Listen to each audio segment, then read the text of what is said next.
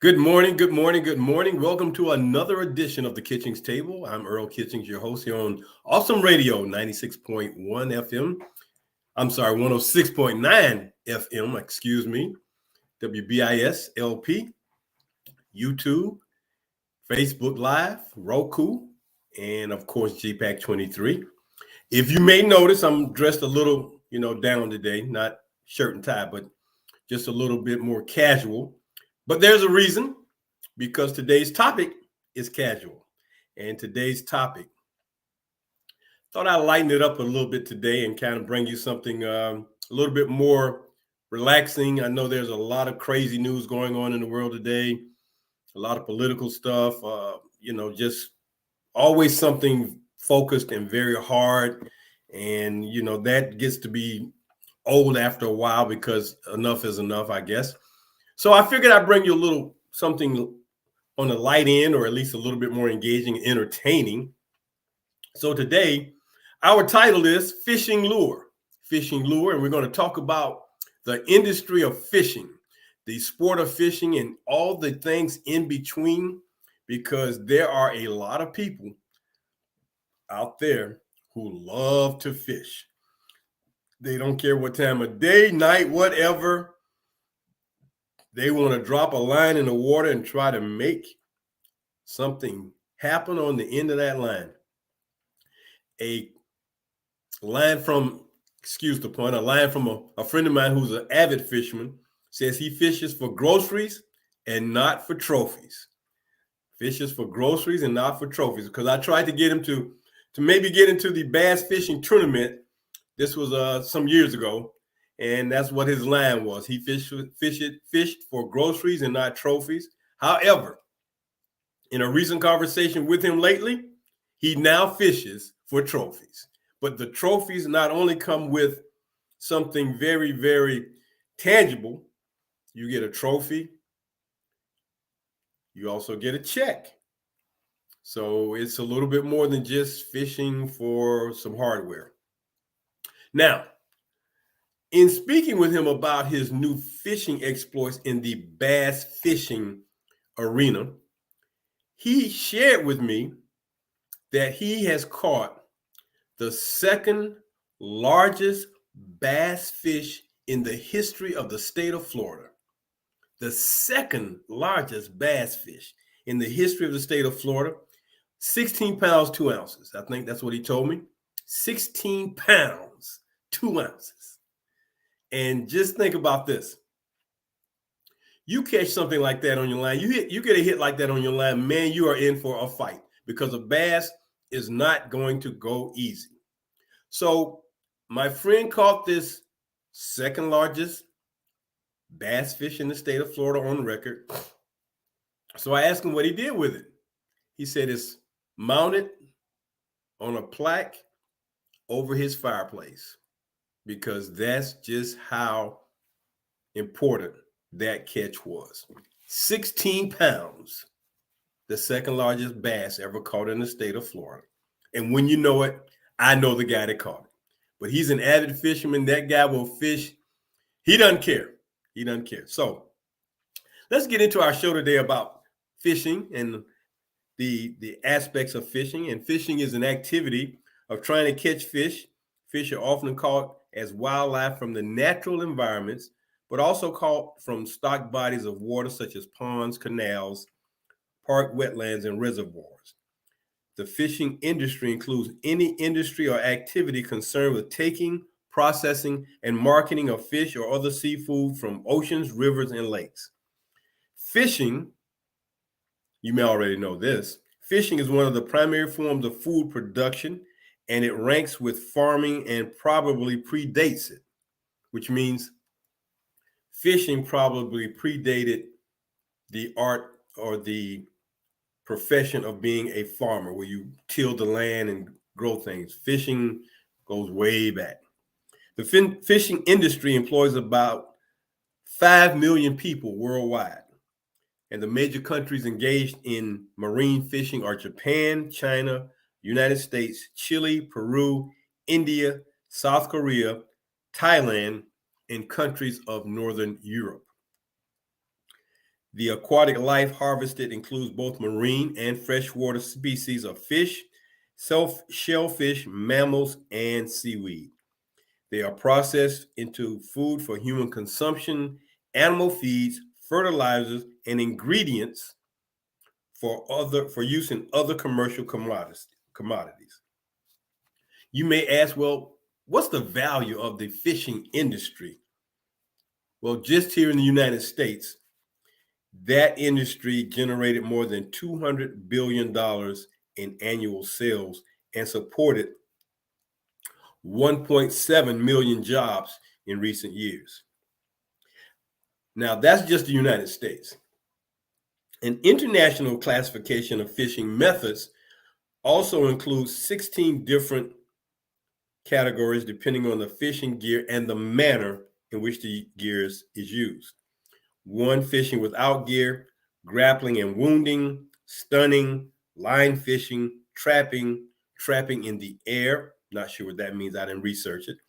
Fishing with bag nets, dredging and trawling. And so you know what trawling is, where you have the fishing boats with the nets on the side of each side of the boat, and they basically just trawl the ocean. And after so long, they just bring the nets up, and whatever's in that net or nets, that's what they've caught. The fishing industry is definitely a trawling industry. Fishing with, seining, and that's like throwing out a net on shore or from a bridge. Fishing with surrounding nets, driving fish into nets, fishing with lift nets, fishing with falling gear, gill netting, fishing with entangling nets, and harvesting with machines. Now, the harvesting with machines, if I'm not mistaken, there are large ships that basically harvest the ocean in massive amounts of fish. Massive amounts of fish. They just, something that opens up in the bottom of that ship, I believe, and it just goes along and scoops up the fish. Or they have some other device that goes a little deeper and scoops up the fish. Fishing in saltwater ranges from small traditional operations involving one person and a rowboat to huge private or government enterprises with large fleets for deep sea and distant fisheries. The law of the sea. The law of the sea. Extended from 12 to 200 miles, an exclusive economic zone within which a coastal country has control over fisheries and their exploitation.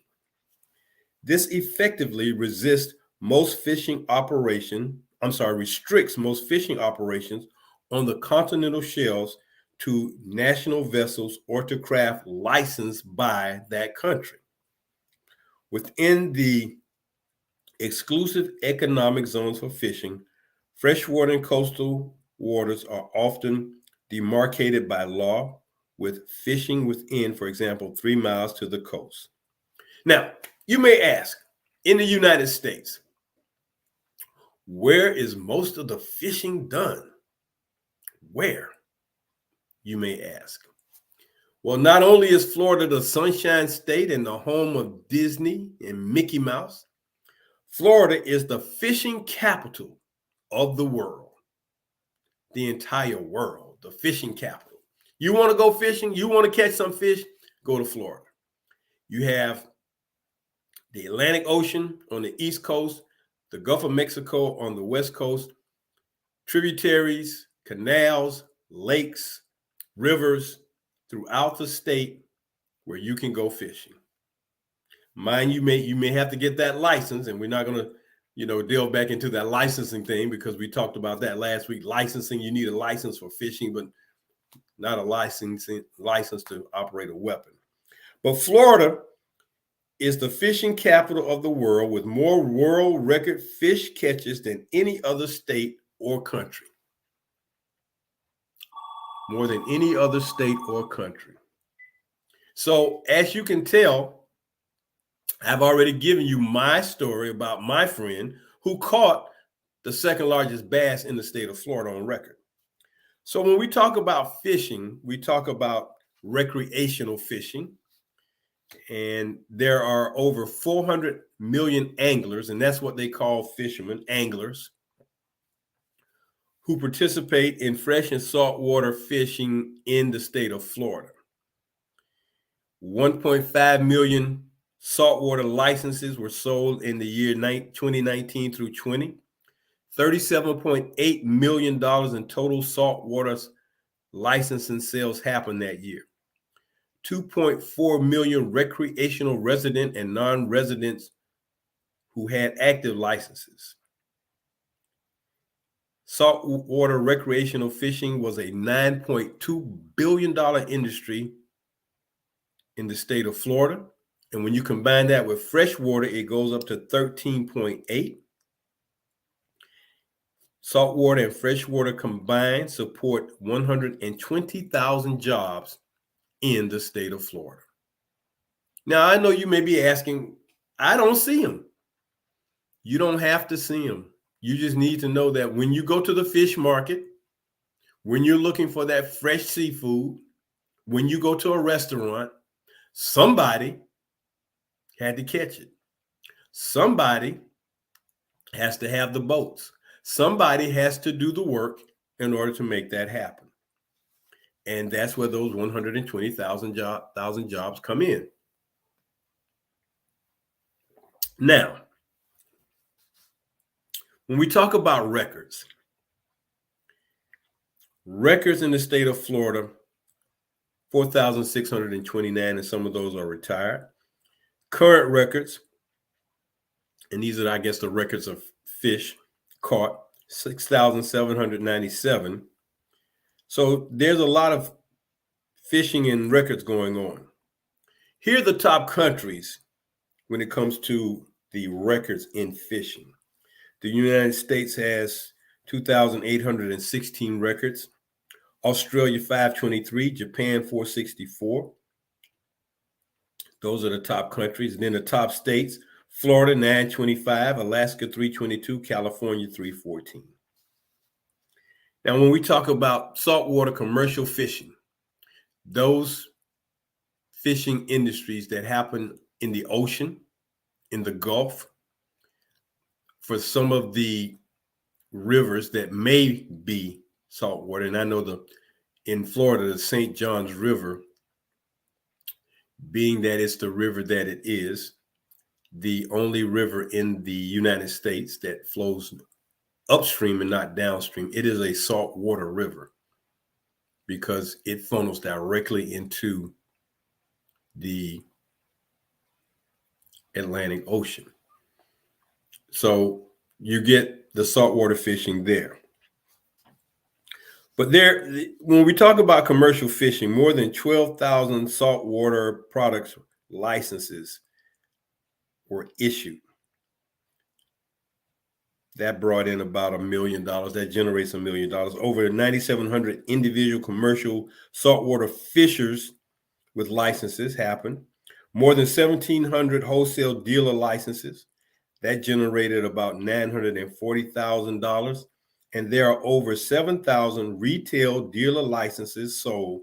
That generates about $375,000.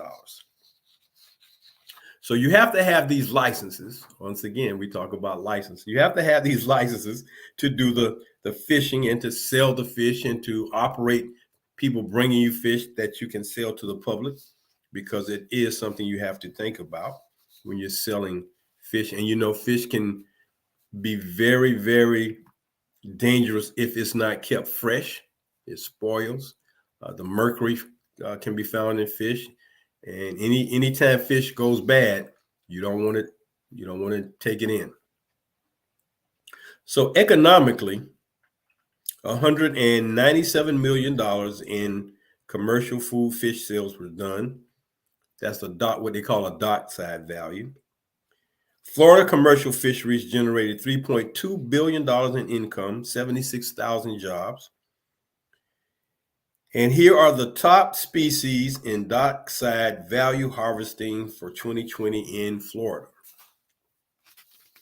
Shrimp, $49 million in sales. Stone crabs, $31 million in sales. Spiny lobster, $25 million in sales. Blue crab, $12.7 million in sales. And red snapper, $12.7 million. Now, recently here in Florida, they used to have a 3-day window for red snapper fishing. They cut that down to 2 days. So you had 2 days to go out, catch red snapper, but you only allow 1 red snapper per license. If you catch more than that and you are approached by the Fish and Wildlife Game Commission, the officers who are part of that, you're going to get a fine. So 1 red snapper, unlike other fish, you might be able to get away with 2 or 3. But when you combine shrimp and crab, shellfish, when you combine those two together here in Florida, at least, shrimp and blue crab, man, those two things go together like soap and water, because people love their shrimp and their blue crabs on weekends when they want to have parties. They tell you you're going to have crabs. Normally, what that means is crabs with shrimp. Now, I don't know how you do it in your part of the country or your part of the world, but I know for a fact in the state of Florida, blue crabs boiled with shrimp, sausage, potatoes, corn with the crab seasoning, all in one big pot, makes for a great crab party.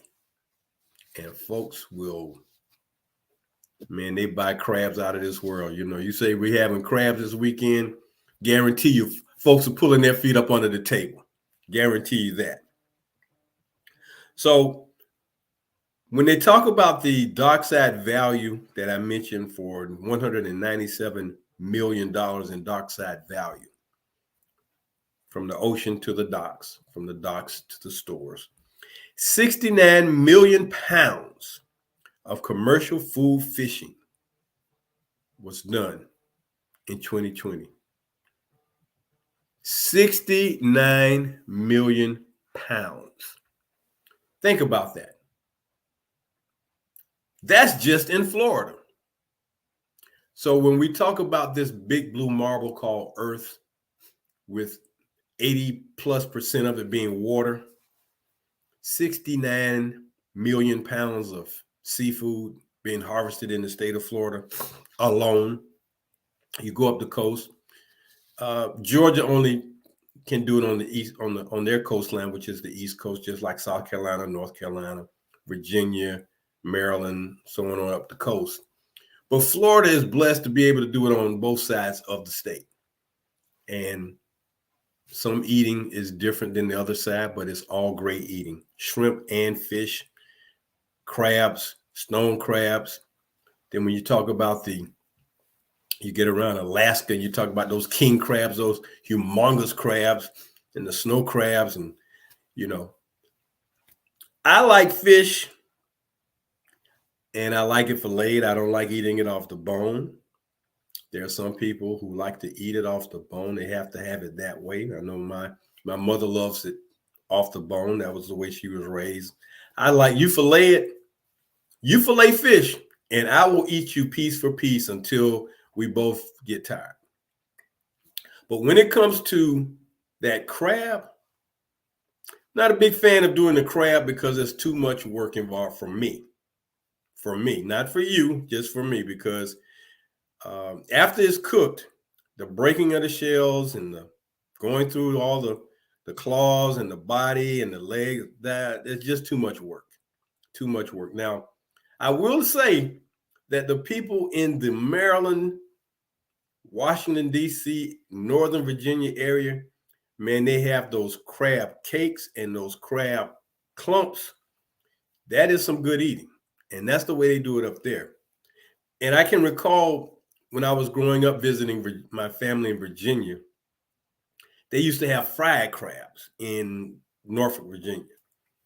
And they would take the crab and kind of batter it up and drop it in some hot grease, and boom, there you go. Never tried it, but it looked good. But if you're into crabs, maybe that's something you like. And again, when we talk about the other crab, the stone crab, which is not as prominent per se in the Florida region as it may be in some other parts, but still, crab is crab. Great eating. And you may have noticed that that other crustacean that lives in the ocean was not on that short list.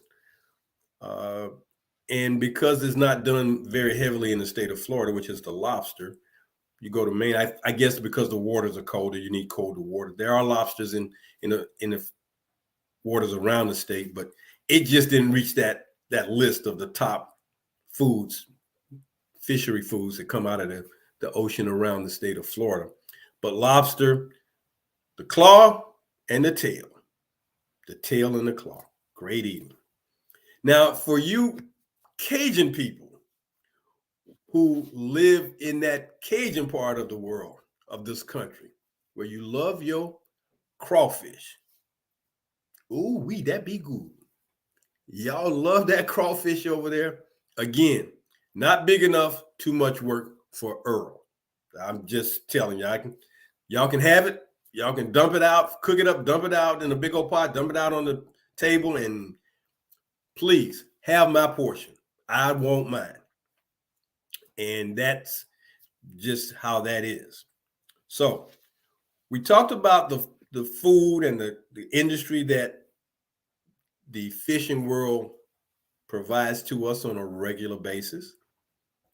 Some of you who love to eat seafood on a regular basis, day in, day out, that's great, especially if you can afford it, because it can be pricey at times. But in order to make that happen, you got to have equipment. And there are fishing manufacturers who make this equipment. And, you know, the fishing equipment industry, again, a multi-million-dollar industry.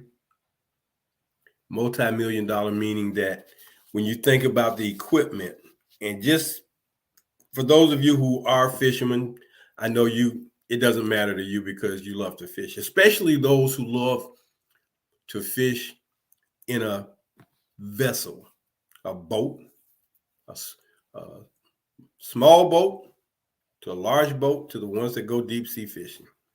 That equipment, like those of us who love other sports, must have our equipment. And I would say from an equipment standpoint, when it comes to the cost of equipment and what you have to pay to do it, I don't think any recreational sport is more costly than fishing. Because if you're going fishing from the shore or off a bridge, your cost in investment is not as high as those who go out in a boat and go fishing rivers, lakes. It doesn't matter because you got to have a license. You got to have if you're going to use a boat, you got to have a boat and a trailer. And you got to have a license for your trailer. So that's your vehicle and your trailer. Then there's the boat.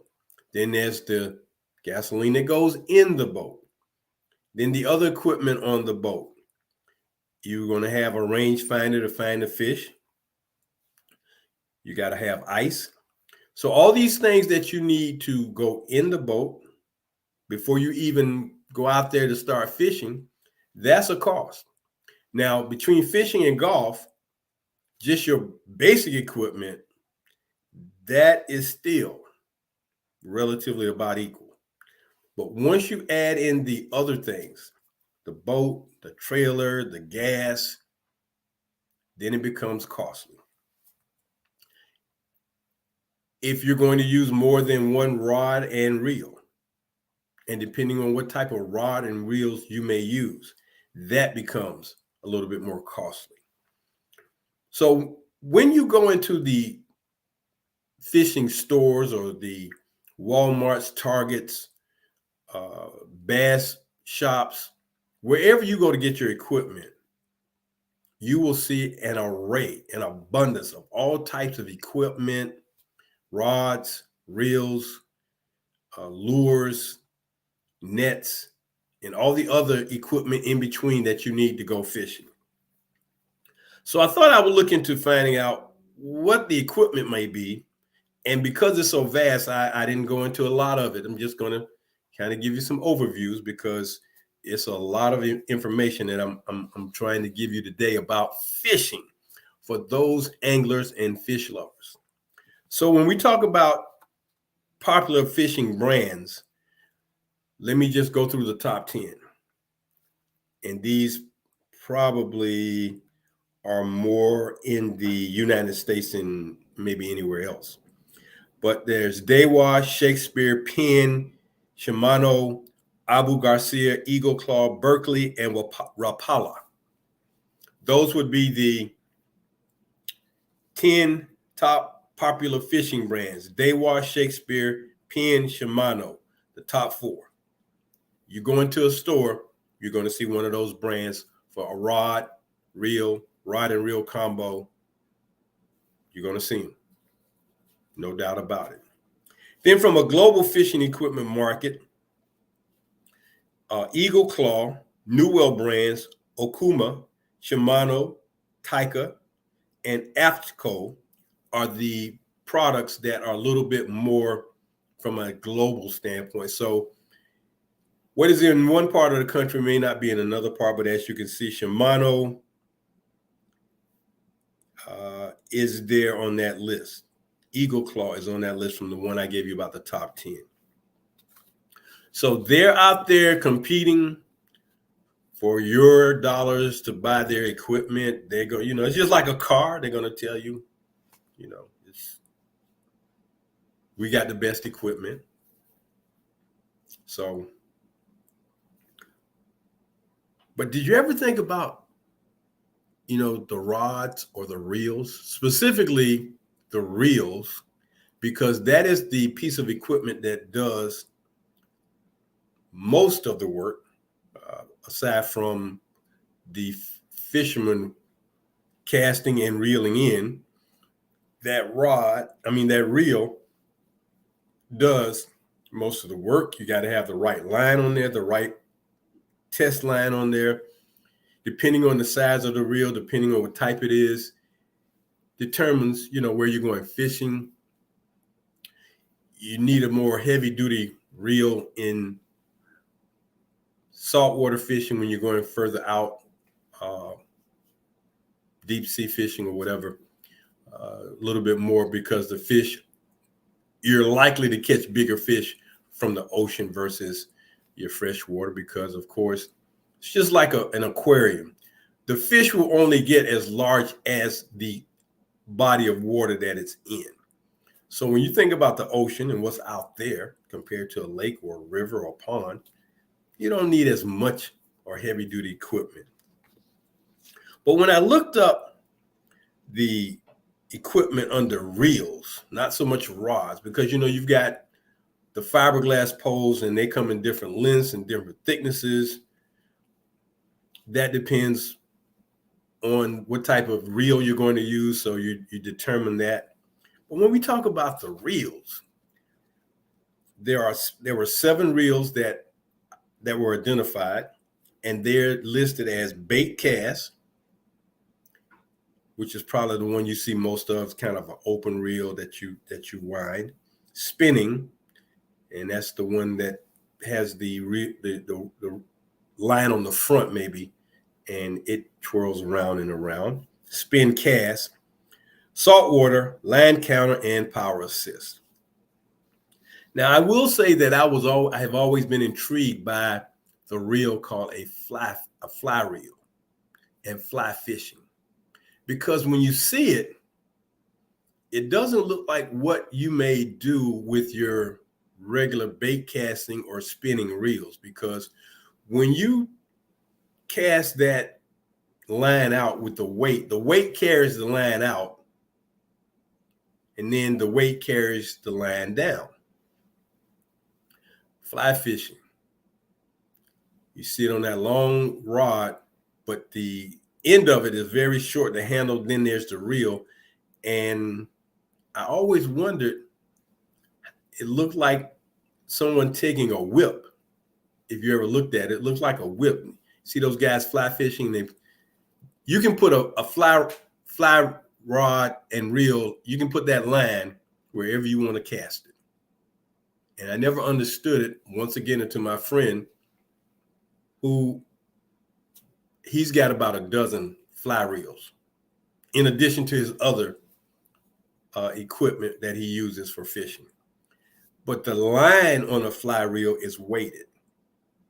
That's why when you see them moving it around, and they can just aim at a point on the water and just throw it or cast it right there, it goes right to where they aim it. It doesn't kind of get caught in the wind, and that weight kind of goes with it. No, they can place it. So you've got those different reels, and they vary in price. Inexpensive. You can get, for your kid, you can get a little starter rod and reel, less than $20 maybe. But when we go to that reel called Power Assist, when you go deep sea fishing, you'll understand better what Power Assist means. But these are electric reels and electric drives, and they are ideal for catching the big game fish, specifically swordfish, marlins. When you see people catching those big fish like that, and they take that line and you see them jump out the water and all that stuff. Also for snappers and groupers. Groupers can become a very, very, very large fish. So these reels, you're not strong enough as a person, most of us, unless you're bodybuilder or something out of fishing, to pit your strength against the strength of the fish. You're not going to win that battle. So you have these power reels or electric reels that will help you bring that fish in, especially those big game fish. Those reels range anywhere from $600 to $4,000, just so you know. So if you're very serious about going out there catching that big game fish, that's what it costs you. For just the reel now, not for being on the charter boat or anything like that. So real quick, I'm going to go through this part of the fishing aspects of types of fishing. But once again, we'd like to welcome you to the Kitchings Table here on WBISLP 106.9 FM every Tuesday.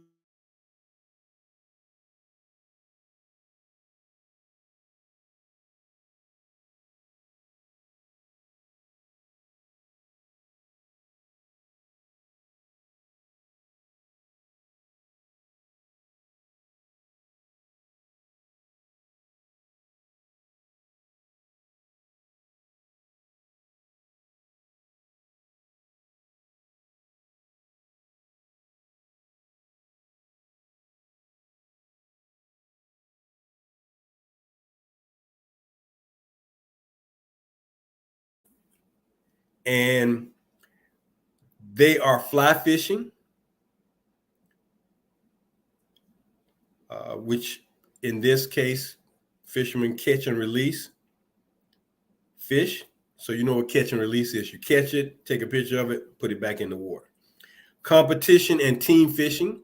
That's where you have the fishermen who go out and compete for prizes on a regular basis. There are big bass tournaments that are done every month, if not every week in the United States.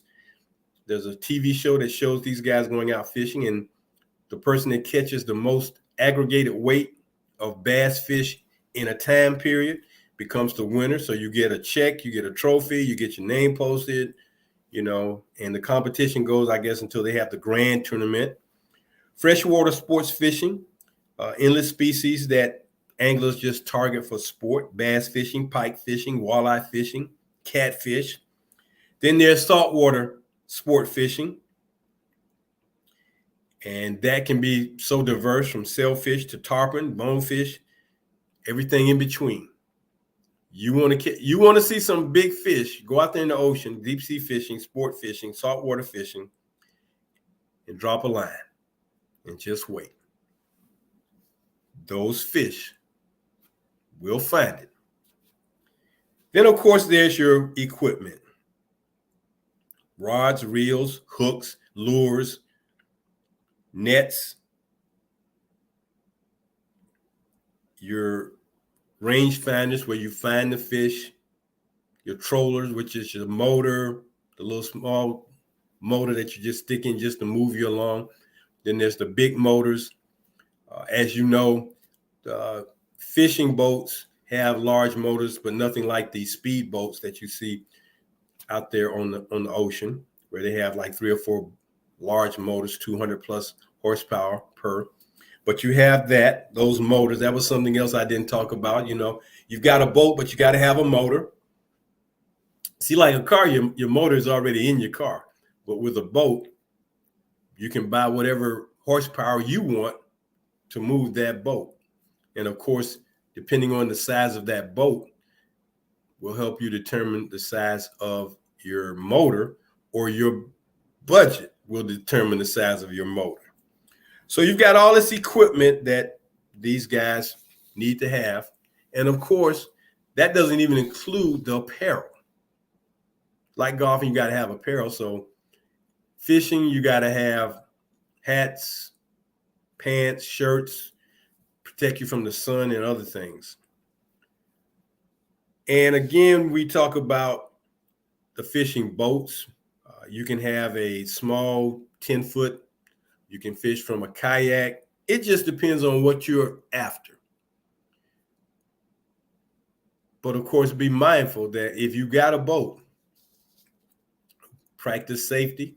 You got to have the life preservers. So again, like I said, when we talk about industries and costs, fishing compared to golf, not even comparable. And when we talk about the sales of boats,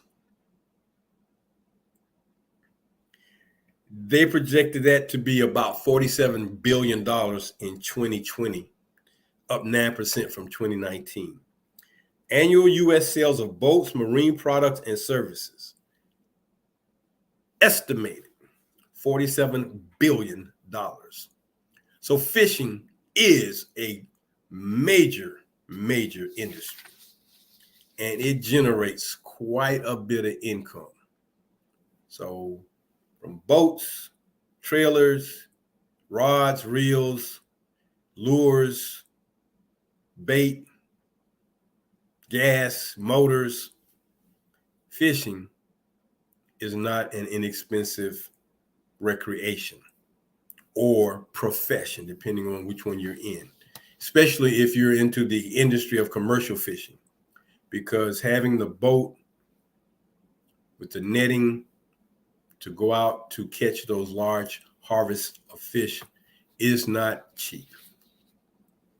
Now, in our pantry section today, we're going to talk about the farming industry of fishing. The farming. And you may not have thought about it from this perspective, but there are fish farms, there's sport fishing and commercial fishing, then there's aquaculture, that are all a part of this big industry whereby people are making fishing or fish and shellfish a part of this multi-billion-dollar industry, and portions of it are farmed. In 2018, the world's leading fishing nations, based on capture production, was led by China, which caught about 14.6 million metric tons of fish that year. 14.6 million metric tons. So when you add metric to that, it's a little bit more than what you're thinking when you just think 14.6 million tons, metric tons. So put your metric measurements to that and add on exponentially. China, with a country that is a billion plus people, and because they probably sustain themselves off of more seafood than any other country in the world, then that's where you have it. So when we talk about types of fishing or fish, sport or recreational fishing can include hand gathering, bow fishing, spear fishing, netting, angling, and trapping. This fishing is for fun, hobbies, or competition.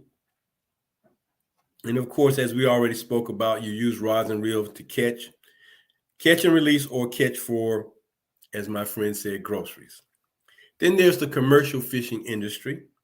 And this is an activity of catching fish and other seafood for commercial profit, mostly from wild fisheries. And it provides a large quantity of food to countries around the world.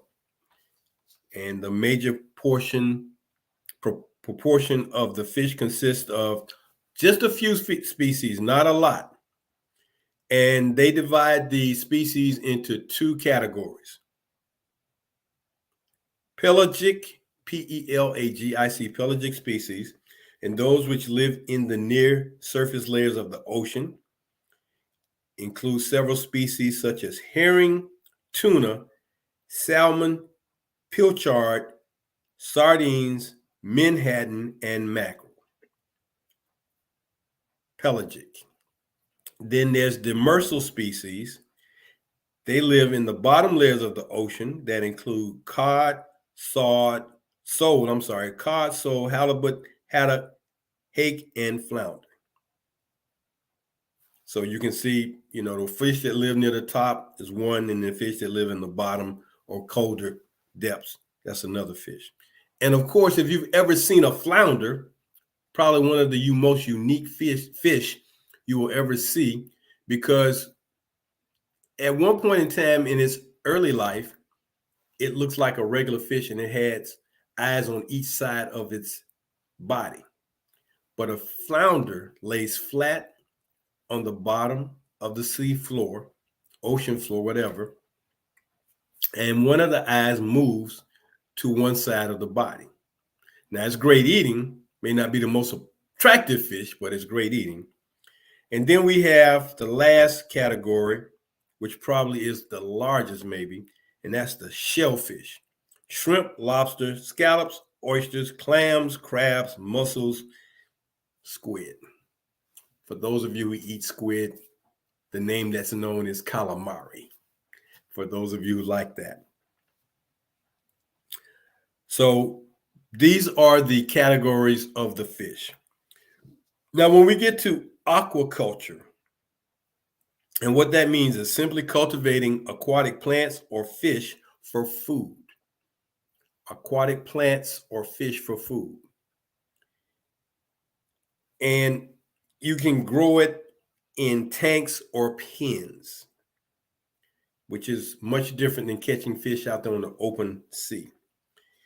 And aquaculture is becoming a highly industrialized industry with intensive confinement as factory farms on land. The perfect example of aquaculture that probably generates the largest amount of fish caught or fish used in the marketplace would be that fish called the catfish. The catfish. Once again, a very tasty fish. So here's my catfish story. No, not the one where you out there catching one and it's so big and they got off, or big bull catfish.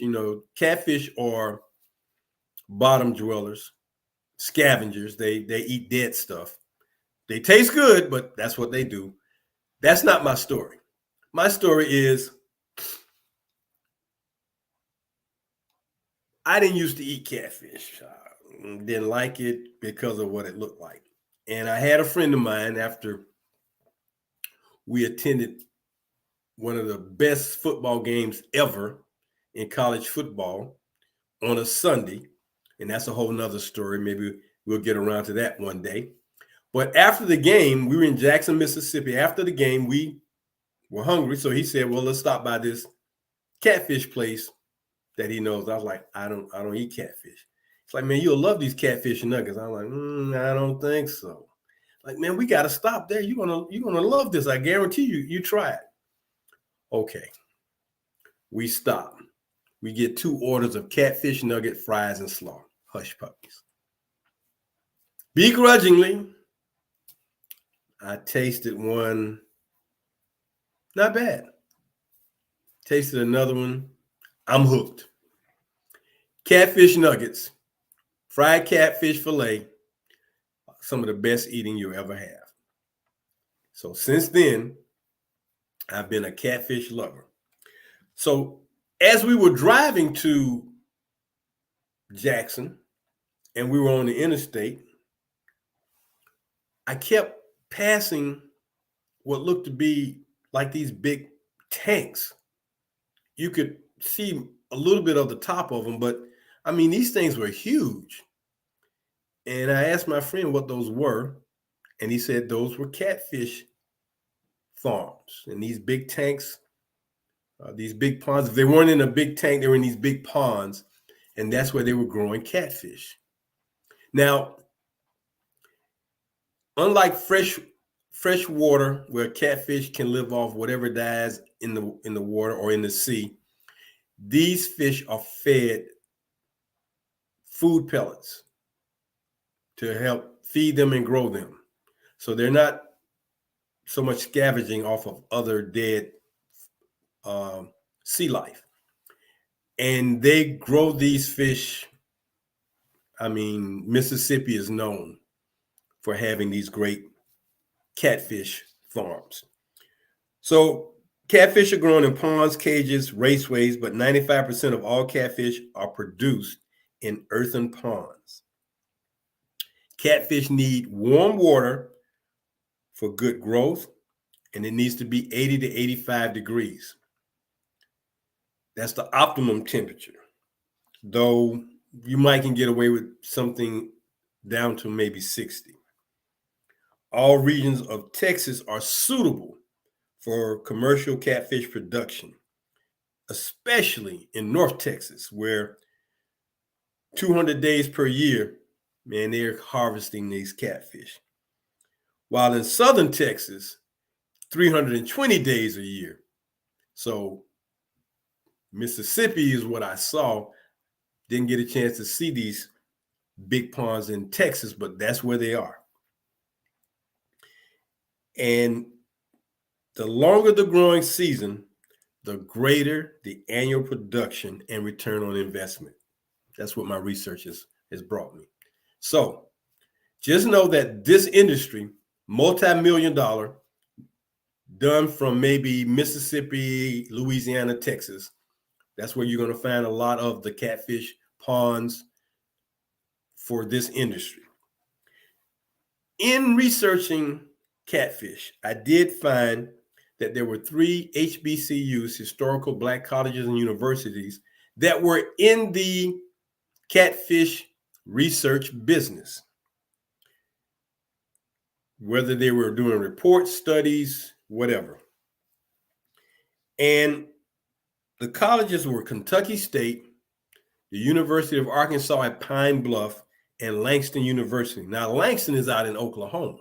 So that tells me that in Oklahoma, there's some catfish farming going on. Then, of course, aside from Texas, Arkansas, Alabama, and of course, Mississippi became one of the larger producers of catfish farming in America. So that is pretty much our show for today. Fishing Lure, as was titled. This is the Kitchings Table every Tuesday morning here on Awesome Radio, WBISLP 106.9 FM. We are here to bring you things of note, things you didn't know, things you may know but needed some more information on, things you may not have given much thought to. Today, we wanted to lighten it up for you, and we're glad that you joined us. Don't forget, every Tuesday morning right here on WBIS Awesome Radio, we're going to bring you the Kitchings Table. Until next Tuesday morning, hey, if you're a fisherman, go out there and catch one that's big. If you're just a so-so fisherman, just go out there and have fun. If you are a partaker in the eating of this food, fish, shellfish, hey, continue to bon appetit. Enjoy your food, enjoy your fish, enjoy the great eating that fishing and shellfishing provides you. And hey, have a bite from me. Until next time, Earl Kitchings saying we'll see you next time on the Kitchings Table. Take care. Have a great week. Stay safe. Don't forget, COVID is still alive. Bye-bye.